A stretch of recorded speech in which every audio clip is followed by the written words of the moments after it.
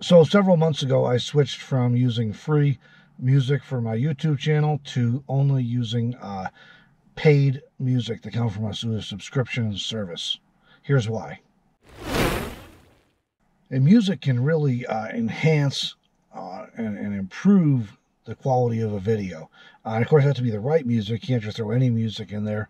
But if you get the right music, you can really boost the mood and just really take a otherwise okay video, make it really good, or a really good video, make it great. So it's really an important part of the video experience.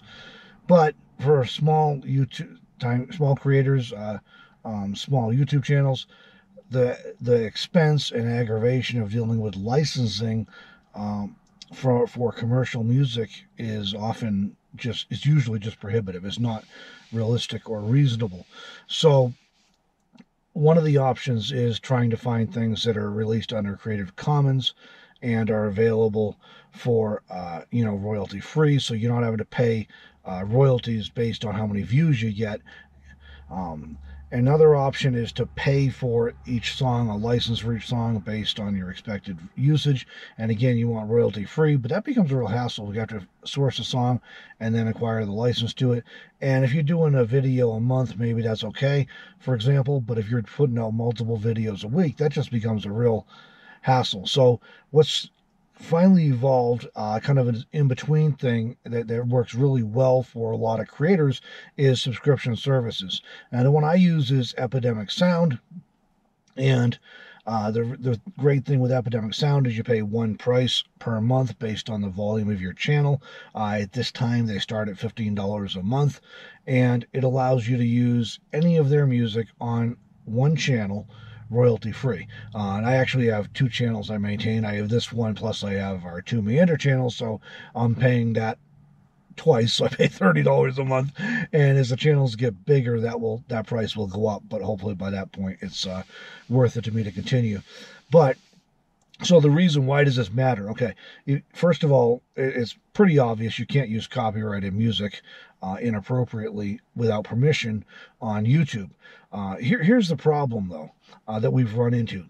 You can use legit music that you have a license to and you put it on YouTube with a song, and a month, 6 months, a year later, you get dinged with a copyright notice. And what happens, the best I've been able to figure out, because it's a little bit of an opaque system, but the best I've been able to figure out, YouTube has an algorithm that runs and scans videos looking for copyrighted material.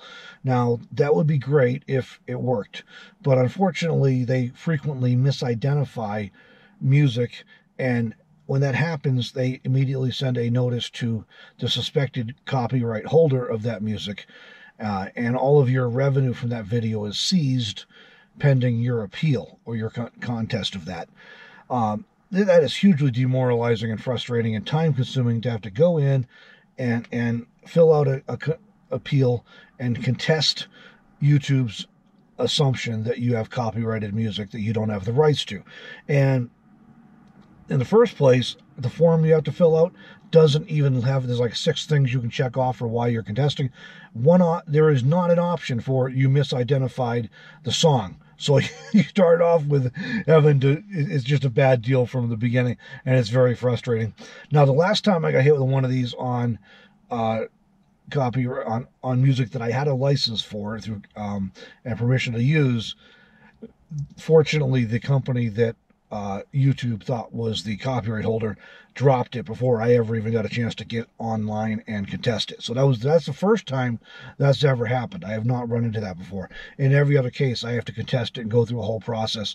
And ultimately, there's no way to, the whole deck is stacked against you, okay? YouTube doesn't care. They won't review anything. At no point does a human being look at the video to see that you have proper end credits in the video and you have proper credits in the video description. At no point does anybody look at that or care. The algorithm flagged it, and that's it.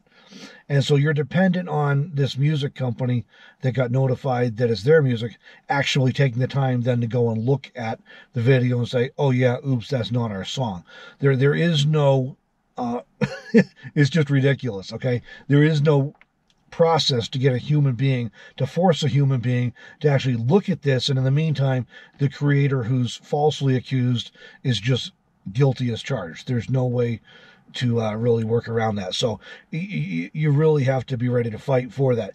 So as that's what happens. And Deborah ran into this once too with a legit song that she'd had permission from the copyright holder, and she still got dinged on it. So what the reason I switched to Epidemic Sound then is because when they publish stuff and make it available for creators to use, they also provide it to YouTube. And therefore, it is part of YouTube's database.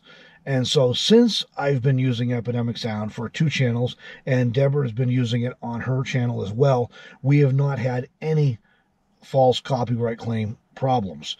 And that right there is worth $15 a month, I promise you. So that's why I switched to using it. It gives me a huge library of thousands of songs to choose from, sound effects, everything else, and I haven't had any copyright claims. And this is the service, one of several services, but this is the service that was I saw recommended by several pros who I follow and trust and respect. So when they said it was good enough for them, and they have channels with millions of subscribers and get millions of views on some of their videos, and they were not having problems with the false copyright claims, I figured it was good to go, and I'd give it a try. And so far, I'm really glad I did. So links in the description for Epidemic Sound. That's why I switched to this. You don't have to use Epidemic Sound. You can use any other service you like, but I recommend Epidemic Sound personally, or something like it, because I've had good success with Epidemic Sound, and I think it is worth paying for your music to make sure you don't run into problems with false copyright claims or with incorrect copyright claims. So I recommend that. I'm not getting paid by Epidemic Sound or anybody else to say that. I'm just sharing my experience and hoping to help you avoid some of the aggravation that I've run into recently over the last few months in the last year with YouTube using free music.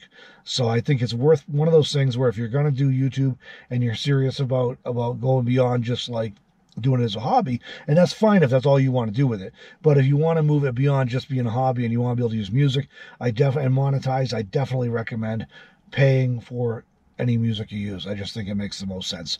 So that's it for this video, everybody. Thanks for joining me. I hope this was helpful to you in explaining why I'm doing this, and maybe understanding why people like me do choose to pay for music when there is free music out there. But basically, it's the light copyright thing and the huge volume that's available in one place, so I don't have to spend hours looking. But the copyright thing is really the big thing. So that's that. I appreciate y'all joining me for this video. Hope it was helpful, and we'll see you in the next one. Thanks.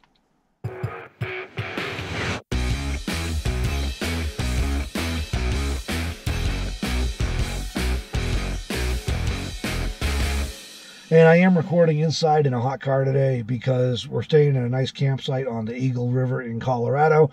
But the Eagle River is right that way, and right that way is a busy road. And the traffic noise is too much, so you'd hear a lot of that in the background. So I'm sitting in the car doing this recording. So.